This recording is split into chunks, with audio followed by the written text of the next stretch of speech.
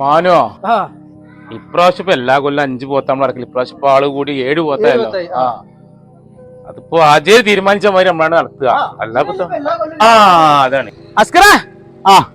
എവിടെ ചങ്ങായി മീറ്റിങ്ങിന് വരാം? എവിടെ അല്ല അസ്കറേ, ഇന്ന് മീറ്റിംഗ് ഇന്ന് മീറ്റിംഗിൽ ഞങ്ങൾ എല്ലാവരും ഉണ്ടായി. ചോദിച്ചു നോക്കി ഇച്ച് മാത്രം എന്തുകൊണ്ട് വരാഞ്ഞേ?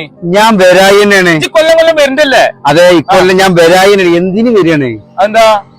എന്താന്ന് ചോദിച്ചാല് കഴിഞ്ഞ പ്രാവശ്യം നമ്മളിവിടെ നമ്മളെ മഹലിന്റെ കീഴിൽ എല്ലാരും കൂടി 5 പോത്തിനർത്ത്. എന്നിട്ട് എന്തുണ്ടായി? എല്ലാരും അവനാന്റെ ഓരി എന്ന് പറയാണ്ട് കൊണ്ടുപോയി. ഇത് ഈ പള്ളിന്റെ പരിസരത്ത് താമസിക്കണ എത്രയോ പാവപ്പെട്ട ആൾക്കാരുണ്ട്.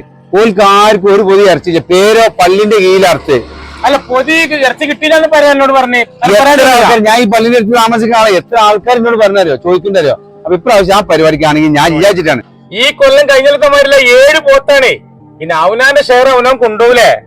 അതും കൂടി മനസ്സിലാക്കണ്ടേ? ഇത് എന്ത് വർത്താനായി പറയണ്ടേ? ഇന്റെ ബാക്കിക്കാരും മുഴുവൻ കെടുക്കണത് അപ്പുറത്തെ മാലിലാണ്. എനിക്ക് ഓർക്ക് കൊടുക്കണ്ടേ? ഒരു കൊടുക്കാതെ അങ്ങനെ എനിക്ക് പറ്റുമോ? എന്റെ ഒരു ഞാൻ കൊണ്ടുപോകും. ശരി. ഇതുകൊണ്ടൊക്കെ തന്നെയാണ് ഞാൻ വരാത്തത്. നമ്മളെ മഹലിന്റെ കീഴിൽ ആൾക്കാര് ഫുള്ളായിട്ട് അറിയിച്ചുകാണ്ട് അങ്ങോട്ട് ഇറക്കും. എന്നിട്ട് അവനാന്റെ കുടുംബത്തിനും ഇത് കൊണ്ടുപോകാനായതുകൊണ്ട് തന്നെയാണ് ഞാൻ വരാത്തത്. നമ്മൾ ശരിക്കും എന്താ ചെയ്യുന്നത്? ഷെയർ കൊണ്ടോണ്ട എന്നല്ല ഞാൻ പറഞ്ഞത്. പിന്നെ നമ്മളെ മഹലിന്റെ കീഴില് ഇറക്കുമ്പോഴേ ഈ മഹലിൽപ്പെട്ട ആൾക്കാർക്ക് എത്തിച്ചു കൊടുക്കാൻ നിങ്ങൾ തയ്യാറാവണം. അല്ലാതെ ഇങ്ങനെ കുറെ പള്ളിന്റെ പേരിൽ ഇങ്ങനെ അറവ് നടക്കണ്ട്. പള്ളിന്റെ പരിസരത്തോ ആ എടുത്തുള്ളവർക്ക് ആർക്കും ഇത് കിട്ടണില്ല. അതുകൊണ്ടാണ് ഞാൻ ഇപ്രാവശ്യം ഇതിന് പിന്മാറിയത്. കാരണം ഇതിന് തയ്യാറല്ലെങ്കിൽ പിന്നെ എന്തിനാണ് നമ്മളെ? അവനാന്റെ ഷെയർ കൊണ്ടുപോകാനാണെങ്കിൽ അവനാന്റെ പേരിൽ തർത്താ പോരെ. ഈ പള്ളിന്റെ മദ്രസയും ഇതിനൊക്കെ പേര് പറഞ്ഞ് ഇറക്കേണ്ട ഒരു കാര്യമില്ലല്ലോ.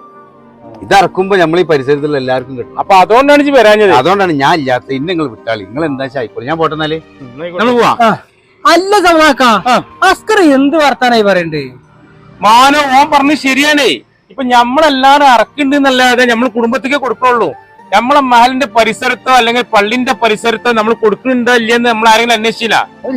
പിന്നെത്താ ഓൻ പറഞ്ഞു ശരിയല്ലേ? നമ്മക്ക് ഇത് ആചാര്യോട് സംസാരിച്ചിക്കാണ്ട് ഇതിൽ ഗൗരവത്തിൽ എടുക്കുക തന്നെ വേണം. മനസ്സിലാണ്ട? അതല്ലേ ശരി?